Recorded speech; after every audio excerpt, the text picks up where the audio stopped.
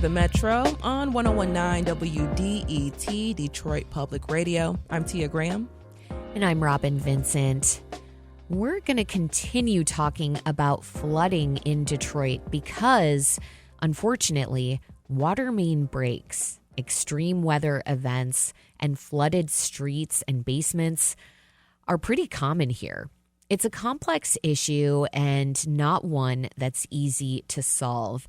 And climate change and aging infrastructure are compounding this issue.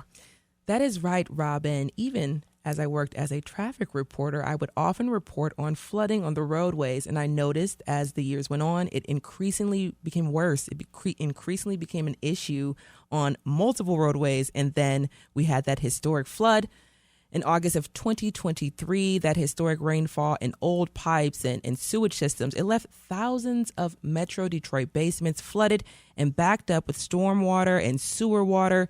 5,000 of those homes were in Detroit.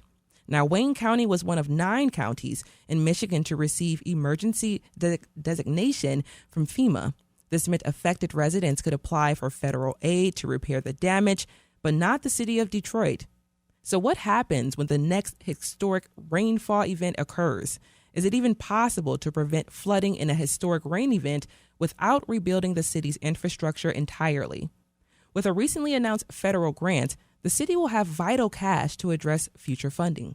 Yeah, a lot of cash, Tia. In January, the Department of Housing and Urban Development awarded the city of Detroit $346 million to prevent basement flooding. Now, Mayor Duggan says some of the grant money will be used to repair collapsed alley drains, old sewer infrastructure that can lead to broken water mains and flooded homes.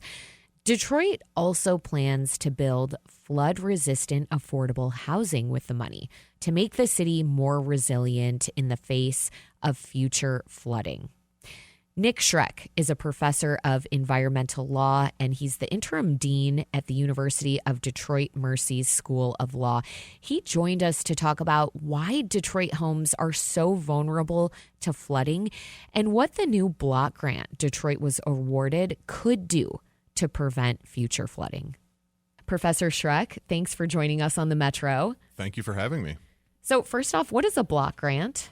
Well, so these are grants that are from the Department of Housing and Urban Development. And really, it's just a large grant program that provides funds to, in this case, the city of Detroit to address these significant infrastructure concerns. But these are grants that are made regularly across the country it could be to states, could be to local municipalities. So Detroit, we received the largest amount of funding from this program in the state of Michigan. And that's because that flooding event that you mentioned in the intro, 5,000 of the homes that were impacted in that event were right here in the city of Detroit. So this is basically money, coming back, taxpayer money coming back here to the city of Detroit to address some of these infrastructure issues. So during a rain event like that, which was quite cataclysmic, 5 inches of rain fell within a 6-hour period with near endless rain for several days after. And that rainfall has been referred to as historic. Mm-hmm. What makes a rain event historic in the age of climate change and extreme weather? Well, that definition is changing all the time, as you mentioned. I mean, the thing about climate change, global warming, it really just leads to a lot of strange anomalies. For instance, right now in the winter, we're experiencing some cold weather snaps with Arctic air that's coming into our region because the jet stream is moving around a lot more than it used to because of changing ocean currents and that type of thing. And I mention that just to say that changing jet stream, the prevailing weather currents that come through our region, that has altered climate patterns, and that means we now get these rain events in the summer when the air is warmer, it can hold more moisture, and so you just get these deluges that are happening with more frequency. So historic events, we used to talk about these 100-year flood events, and that's basically just the percentage of a likelihood that you would have a storm within a 100-year period. All of those maps and all of those data sets are being redeveloped because we're seeing more intense rainstorms on a more regular basis. So what would have been a 100-year storm event 20 years ago is now shifting. We've now had 2 storms in the last 10 years that have exceeded 4 inches of rain in a 24-hour period, and that leads to significant flooding here in the city of Detroit. The system was designed to be able to handle about 3 to 4 inches of rain in a 24-hour period, but we've exceeded that, and we see these significant problems with basements backing up, streets flooding, that type of thing. Those flooding events here in our city are compounded by our infrastructure that is old and has many significant maintenance issues. And also, the mayor pointed out in the announcement for this grant, this system was designed for about 2 million residents, our sewer system. We now have about 700,000 people living in the city of Detroit. So thinking about maintaining that, sewers are expensive, right? We have to pay for that resource. And with fewer people paying into the system, that just means that we've had some deferred maintenance and problems that have cascaded over time. Hopefully this grant will be able to address some of those maintenance issues and then reduce these flooding events in the future, because they're coming with more frequency. With a warming climate, that means more rain, that means more intense rain. So we have to prepare for it, or else we're going to continue to have these problems like basement backup, street flooding, that type of thing. Right. And you can't attract people to the city unless there's sound infrastructure. The way Metro Detroit is built, we have a lot of concrete. Right. We are the Motor City. Oftentimes fixing the roads means adding more lanes as well. What does all that concrete and asphalt do to our system when we have a major rain event? Yeah, going back to pre-European settlement here in the city of Detroit, this was an area that was just full of wetlands, and we had a lot of creeks and rivers flowing through the city, most of which have been paved over or turned into sewer systems. In addition to all that concrete, we have here in Detroit what's called a combined sewer system. That means that our storm drains, so the drains you see on the side of the road, those are connected to our sanitary sewer. So that means all of the waste that goes down the drain when we flush our toilet, that's connected to these storm drains when we have rain events and melting snow at the street level. So when you have a big rainstorm, all that stuff gets combined together, and the system can't hold it all back, and it either has to go somewhere, right? So either it's going to back up into people's basements and into businesses, or it's going to get discharged into the Detroit and Rouge rivers. All of that concrete, all of that pavement, that means that there's no way for the water, when it's raining down, to naturally absorb and percolate into the ground. It has to go somewhere. And so it gets diverted into our sewer system. And when there's too much rain, too much volume, the system can't deal with it, and it has to go somewhere, right? All that pressure needs to be released. And either we're hopefully partially treating it, screening it a little bit before it gets discharged into the Detroit River, or it's going to back up into our system. So you just really need to have there's a lot of math and engineering that goes into designing the size of these systems based on things like the amount of concrete we have, the amount of pavement, the amount of roofs that we have that drain into the system.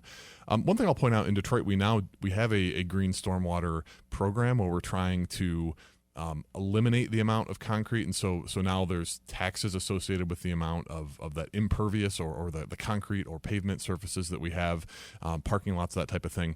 And the plan is by taxing that parking lot, say, there's an incentive to try and reduce the amount of that hard surface that we have to allow, again, rain to naturally absorb into the ground. So you'll hear things like, green infrastructure, things like bioswales and green retention areas, all of that. That's where we need to be going in the future to reduce the amount of rain going into the sewer system when we have these large rain events. Could you quickly define what green infrastructure is? Yeah, great question. So what we're talking about there is trying to get back more to these natural systems. So if you think about a wetland, which is really like a marshy area, you might see cattails and other aquatic plants, that type of thing. Again, back before we paved over everything, you had these natural systems that were like sponges in the ground, right? So a marshy area that absorbs some of that rainwater, naturally filters through the soil, filters through the subsurface as well, and gets down into our water table. It turns into groundwater.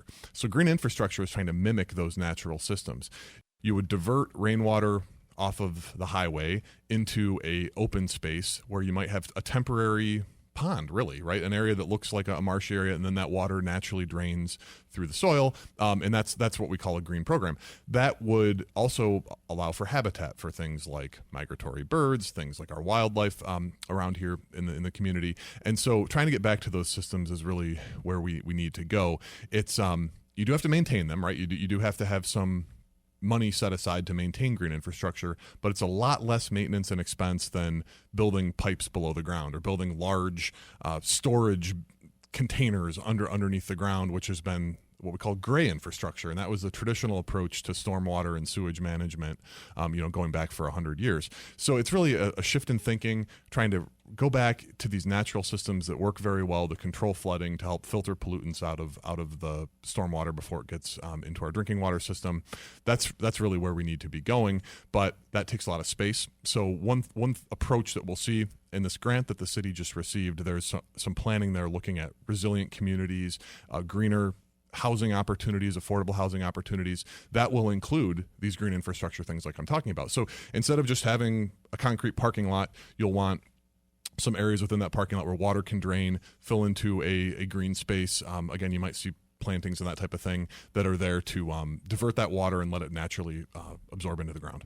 You're listening to the Metro on WDET, Detroit Public Radio. I'm Robin Vincent.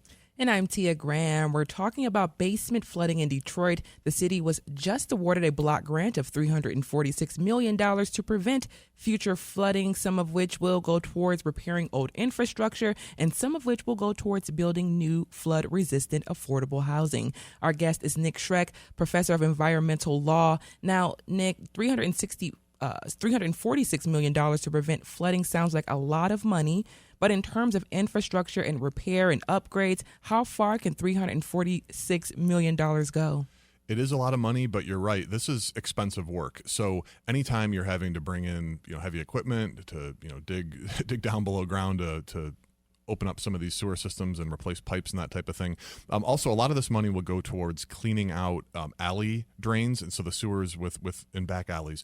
And many of these have not had maintenance for decades, and so it's expensive to get the equipment in there. You think about like a plumber coming to your house to snake a drain if you have a clog in your shower or something like that. This is just on a much more massive scale where you have to have big equipment going through snaking these big sewer pipes, right? Which some of them are feet in diameter. So really big pieces of infrastructure that need to be cleaned, removing debris, tree roots and things that grow in between the joints in the sewer pipes over time. So it costs a lot of money. The hope is that in the thousands, a number of these alley drains will be cleared and repaired as part of this program. So a large portion of that, $300-some million will go towards that maintenance of these back alley drains. If you don't have those maintained and there isn't anywhere for that water to go when we have these significant rain events, it will back up into homes, or it will back up into streets and flood streets. So it is a really important part of the system, having these open to allow that water to flow downhill. I mean, the whole idea with these systems is that you pitch the pipes so that water drains from our toilets or from the streets and then flows towards the wastewater treatment plant in Southwest Detroit, or can be handled, treated, and then ultimately discharged with much less pollution getting into the Detroit River. And so you have to have all of those things directed, pitched towards the river, basically. And if you have any backages or stop-ups in those systems, it all can kind of fall apart pretty quickly, and that's where this money will go. I'm thinking about the. My goodness, they're gross. But before we're getting down to the wire here, so what can residents do with their own homes or their streets? We're talking about those fatbergs in their neighborhoods to reduce or prevent flooding, like they saw in August of 2023.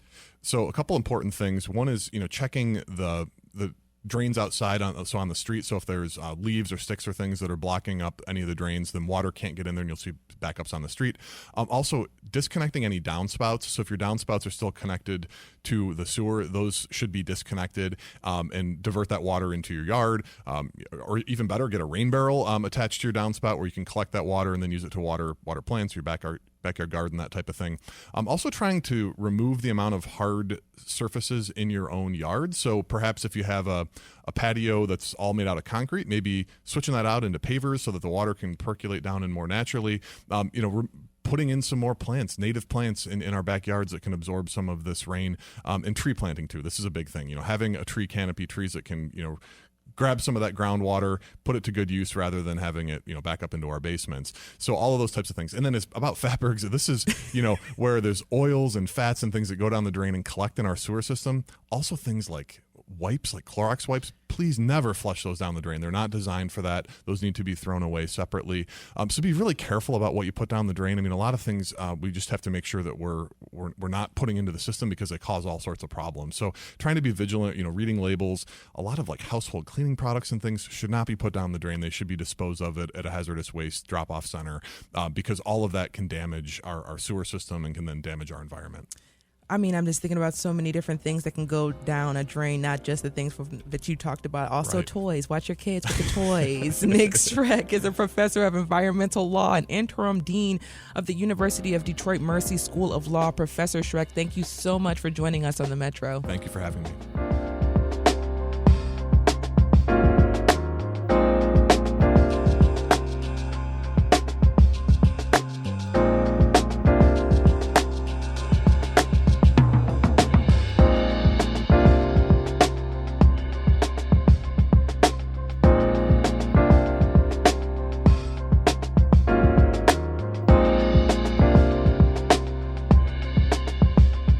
From the WDET newsroom, President Trump's National Energy Emergency Declaration could speed up construction of an underground pipeline in the Straits of Mackinac. The Army Corps of Engineers has until 2026 to approve a federal permit for Enbridge's Line 5 project. By giving it an emergency designation, the government could grant that permit much sooner. That could also affect an environmental review. A policy director for the Environmental Integrity Project says giving Line 5 emergency status could eliminate opportunities for public feedback. The state house voted to raise Michigan's minimum wage to $15 an hour within 2 years. The bipartisan bill would set the rate for tipped workers at 38% of the minimum wage. That would grow up to 50% in 2031. And taking a look at sports, some local sports. Detroit Mercy lost to IU Indianapolis 80-71 in men's college basketball at Callahan Hall. Orlando Lovejoy scored 22 points for the Titans, who lost 4 straight games. The Wayne State's men's and women's teams visit Grand Valley State tonight. And the U.S. meets Canada in the NHL's Four Nations Face-Off Championship game in Boston tonight. It's a rematch of last weekend's Fight Field game in Montreal, which the Americans won 3-1. The gloves came off. That's what happens in hockey. The gloves came off. Up next, the mayoral race in Detroit is getting crowded. WDET's Russ McNamara will break it all down for us here on the Metro. We'll be right back. Stay with us.